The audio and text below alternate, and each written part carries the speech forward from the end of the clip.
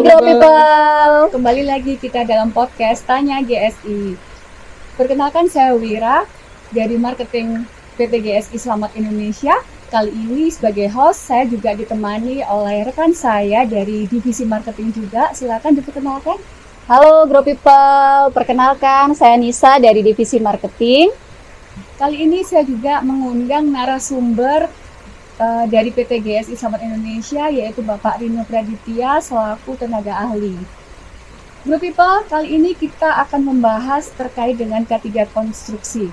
Apakah itu K3 konstruksi? Ya. Kita langsung tanyakan saja ke Bapak Rino ya. Oke. Ya, silakan Pak. Ya, gimana? Apakah itu K3 konstruksi dan K3 konstruksi itu meliputi apa saja, Pak? Oke, jadi K3 konstruksi itu adalah K3 yang dimana berlakunya itu di pekerjaan konstruksi. Ya, dimana pekerjaan konstruksi itu ya yang kita tahu ya Bu Mira ya, pekerjaan konstruksi itu ya mulai membangun, artinya dari 0 jadi bangunan jadi 100, ataupun sebenarnya sudah ada bangunan tapi kita memperbaikinya, itu namanya rekonstruksi, gitu. Ataupun dari intinya pekerjaan yang dari 0, dari tanah itu ada bangunan. Jadi konstruksi itu banyak Bu Mira. Ada konstruksi gedung, ada konstruksi bangunan jalan, ada konstruksi jembatan, ya. Terus kemudian ada konstruksi pabrik seperti itu. Jadi banyak sekali. Yang intinya mulai dari 0 sampai jadi bangunan. Ya, Oke, gitu. baik. Lalu terkait regulasinya, K3 konstruksi ini diatur dalam perundangan nomor berapa Pak ini? Oke, jadi Grow People, K3 konstruksi ini itu adanya diatur di dalam Permenaker nomor 1 tahun 80 Bu Mira. Jadi sudah cukup lama ya, Permenaker ini sudah cukup lama, mulai tahun 80 dan sampai detik ini pun masih berlaku. Ya. Terus kemudian ada beberapa peraturan tambahan ataupun peraturan pendukung ya. Di dalam konstruksi itu ada peraturan pendukung, yaitu ada Kepdirjen tahun 2014 yang mengatur mengenai tugas dan tanggung jawab supervisi, ya, supervisi perancah. Terus kemudian ada sebelumnya itu ada Kepdirjen tahun 2008 itu yang mengatur mengenai K3 personil K3 dari konstruksi itu. Oh, begitu. Seperti itu. Baik Pak Rino. Ya. Mungkin dari Bu Nisa ada yang mau ditanyakan juga? Oke, kalau dari saya Pak, sebetulnya apa sih Pak perbedaan antara ahli konstruksi yang ada di BNSP dengan yang ada di Kemenaker? Oh, oke. Ahli konstruksi mungkin yang ditanyain Bu Nisa terkait dengan ahli konstruksi utama itu ya. Iya, Nisa, betul ya? sekali Pak. Kan ada beberapa ya Pak ya itu. Nah, mungkin bisa dijelaskan Pak bedanya apa? Oke, mungkin bisa kita mulai ke personil perancah dulu ya Bu Nisa ya. Jadi kalau perancah itu ada dari sisi BNSP dan dari sisi Kemenaker ya. Sebenarnya kalau BNSP itu lebih melekat ke orangnya.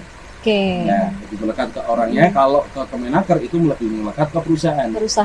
Jadi misalkan saya nih ya, menjadi tenaga ahli di GSI, artinya kalau di Kemenaker berarti yang ada di tanggung jawabnya itu saya melekat ke GSI. Baik. Seperti itu. Ya. Itu kalau terkait dengan perancah tadi ya, mau supervisi atau teknisi. Karena kalau kita bicara perancah itu ada supervisi dan teknisi Bu Mira. Teknisi, ya. Bu Nisa. Kalau ahli itu ada 3. Ya, ada muda, madya, dan utama. Mungkin kita bahas di sini yang muda dan madya dulu ya. Karena yang utama itu memang belum diselenggarakan. Belum ada ya Grow People ya kalau untuk yang utama ya. Bukan belum ada di kita atau belum ada, memang belum diselenggarakan. Memang belum diselenggarakan. Jadi belum dimanapun belum ada ya Pak ya, benar ya. Betul, dimanapun belum ada. Seperti itu. Baik Pak Rino, tadi kan kita sudah bahas yang terkait dengan sertifikasi BNSP dan Kemenaker. Lalu kalau dari tugas, wewenang, dan tanggung jawab, Pak Rino kan tadi sudah jelaskan nih. Nah itu apa ya Pak bedanya? Oke, jadi kalau untuk ahli ya, kelas ahlinya dulu. Ahli itu kalau ahli muda itu di mana dia pure-nya itu ke pengawas lapangan. Mungkin seperti HSE supervisor, seperti yang memang dia incasnya di lapangan.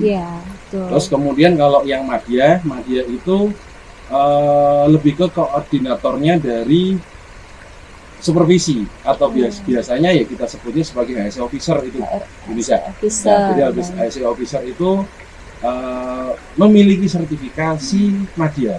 Iya. Ya. Dan di beberapa proyek, terutama proyek-proyek yang cakupannya besar, proyek-proyek yang lingkupnya besar, yang sampai bertahun-tahun, kan ada seperti itu ya Bu Nisa ya? Iya, betul Ya, Pak. ada yang sampai bertahun-tahun, kemudian ada yang nilai proyeknya, nilai kontraknya itu sampai triliunan, Iya. gitu ya. Iya. Itu biasanya ada dibawain oleh HSI Manager. Oh, ada HSE Ya. Manager. Nah, HSI Manager itu yang ada sertifikatnya utama tadi. Utama. Nah, tapi memang belum diselenggarakan. Sekali lagi belum diselenggarakan ya, Group People ya. Oke, dari saya sudah, mungkin dari Bu Wira ada yang mau ditanyakan lagi. Lalu terkait supervisor dan teknisi perancah, itu materi yang dibahas apa saja hari ini? Oke.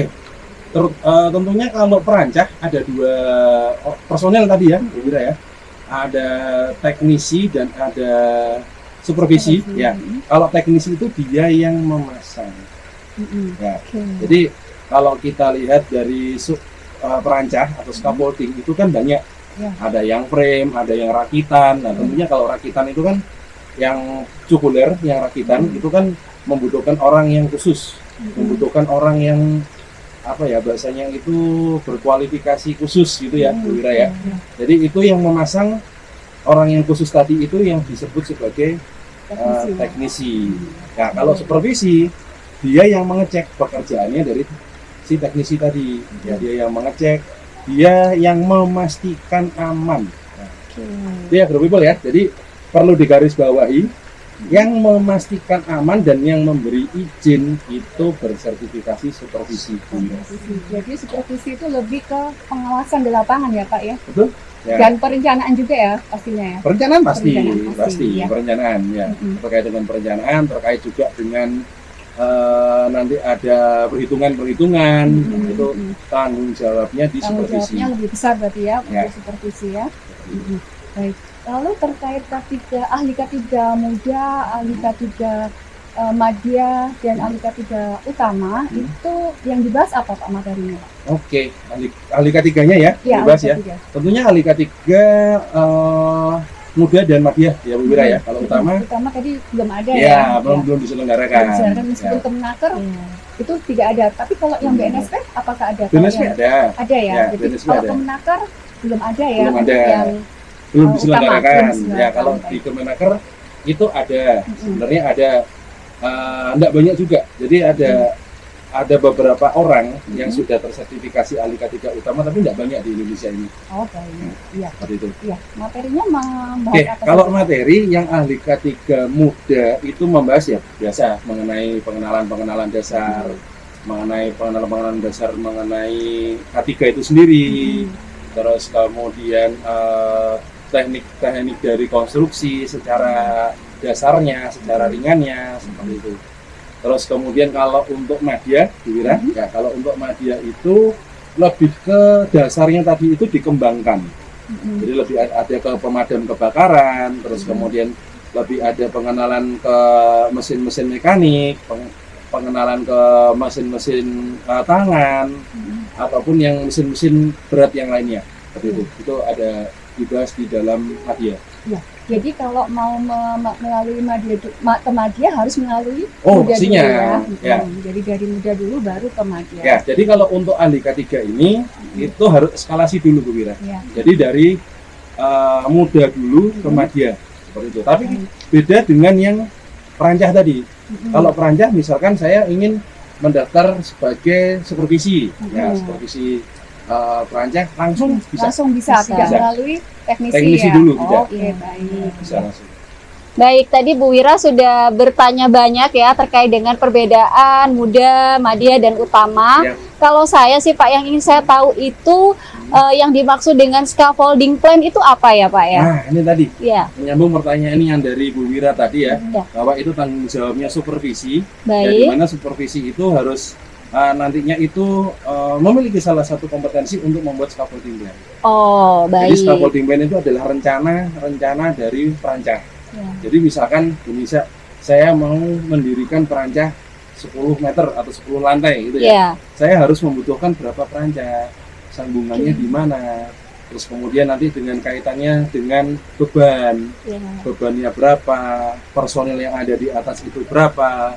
dia bebannya itu beban statis atau orang di atas tadi itu breaker gitu ya bunyi saya sehingga getar. Nah itu ada perhitungannya itu yang dipelajari oleh supervisi perancang. Supervisi perancang. Jadi scaffolding plan itu yang membuat atau yang merawat karena scaffolding plan harus dirawat. Oh, baik. Jadi ada perawatannya ya Pak, nggak buat langsung kalau selesai ditinggal gitu ya? Enggak, ya otomatis kan nanti kalau tidak sesuai maka harus dibetulkan, diperbaiki lagi. Betul. Dilewat seperti itu. Oh, siap-siap Pak. Jadi kalau boleh saya simpulkan, berarti kalau untuk scaffolding plan itu bagaimana kita memplanning bahwa scaffolding itu bisa sampai berdiri ya dari beberapa indikator yang Pak Rino sebutkan tadi. Nah, berdiri dan bongkar ya. Berdiri sampai bongkar ya. Oh iya betul. Biasanya perancang itu yang penting sudah berdiri kuat. Bongkarnya biarin gitu ya. Nggak bisa gitu ya Pak ya. Jadi memang ada aturannya ya Grow People ya. Ya harus dibongkarnya pun juga dalam keadaan aman. Yang penting adalah aman ya. Kalau ini Pak, SMKK Pak, itu kan juga ada ya bagian dari konstruksi ya Pak ya. SMKK, oh mungkin yang dimaksud Bu Nisa adalah sistem manajemen keselamatan konstruksi. Nah betul itu Pak. Apa ya Pak ya itu kalau boleh dijelaskan ke Grow People sekalian mungkin. Jadi SMKK itu adalah sistem manajemen keselamatan konstruksi yang dimana berlakunya itu di pekerjaan konstruksi. Ya, seperti itu. Jadi di dalam pekerjaan konstruksi ini ya sistem manajemennya itu diatur seperti apa? Agak sedikit berbeda dengan SMK 3 Bu Nisa. Oh, beda ya. Agak sedikit berbeda. Sedikit berbeda. Yang dimana semuanya itu pasti ada di bawahnya SMK 3. SMK 3 sebagai acuan utamanya. Oh, ya, 50 2012 itu pasti. Iya. Yang dimana perbedaan mendasarnya biasanya SMKK ini untuk pekerjaan sementara tadi. Oh, jadi kayak project ya Pak ya? Project, betul. Oke, jadi ada masanya, ada masa berlakunya atau seperti apa Pak? Bukan, maksudnya pekerjaannya kan nggak terus berapa tahun, berapa puluh tahun kan enggak. Jadi hanya ada masa projectnya ya. Project, oh, siap-siap. Jadi demikian ya. Oke, Bu Wira mungkin bisa dilanjutkan. CSMS itu apa Pak? Nah, CSMS hampir sama dengan SMKK. Hampir sama. Hanya saja CSMS itu lebih ke kalau di BNSP ada Bu Wira, ya CSMS ada. Biasanya CSMS itu lebih ke internasionalnya gitu aja. Kalau di internasional konstruksinya itu bahasanya adalah construction safety management system. Kalau SMKK tadi, jadi bedanya sama SMKK apa? Ya, kalau SMKK tadi itu kan dia di bawah Kementerian PU, Kementerian Pekerjaan Umum. Nah, kalau CSMS itu bisa berlaku global karena dia di BNSP. Jadi bisa internasional juga ya? Internasional bisa, cuman kalau yang di Indonesia ini kita berlakunya yang berbasis dari BNSP tadi, ya kita berlakunya mengikuti regulasinya dari BNSP. Oh, oke. Baik, tadi kita sudah banyak ya dapat penjelasan dari Pak Rino, kemudian dari pertanyaan yang Bu Wira sampaikan, dari saya sendiri juga menyampaikan pertanyaan. Pada intinya adalah di bidang konstruksi itu ada beberapa jenis, jadi ada beberapa tingkatan dari mulai teknisi, SPV, kemudian untuk perancah ya itu. Kalau untuk yang ahli itu ada ahli K3 muda, madya, dan utama. Yang mana utama ini kita di Indonesia belum ada yang menyelenggarakan karena memang belum diselenggarakan. Artinya apa? Dari semua itu, semua sudah diatur untuk kesehatan dan keselamatan kerjanya ya Pak ya, dari sisi K3-nya. Jaminan orang bekerja selamat. Yang penting kita tujuan utamanya adalah zero accident. Jadi semoga dari apa yang kita sampaikan siang hari ini dapat bermanfaat untuk Grow People sekalian. Terima kasih saya sampaikan ke Bapak Rino selaku narasumber dan Bu Wira sebagai rekan saya di host pada episode kali ini. Semoga kita selalu sehat dan selamat. Jangan lupa untuk menyaksikan video-video kami selanjutnya. Salam GSI. Terima kasih telah menonton video ini. Like, komen, dan share videonya. Jangan lupa subscribe channel ini serta follow sosial media kami. Sampai jumpa di video berikutnya.